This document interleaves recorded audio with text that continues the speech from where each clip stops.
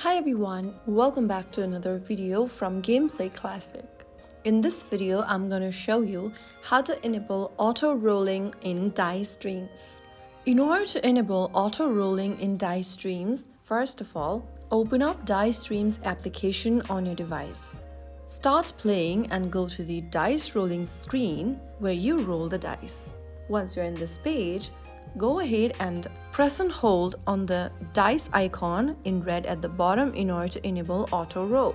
Right after you do that, you will then be able to enable auto rolls and sit back and watch the rolls happen automatically. If you want to disable auto roll, all you need to do is to press on the red button once again, and you have now stopped auto rolling feature.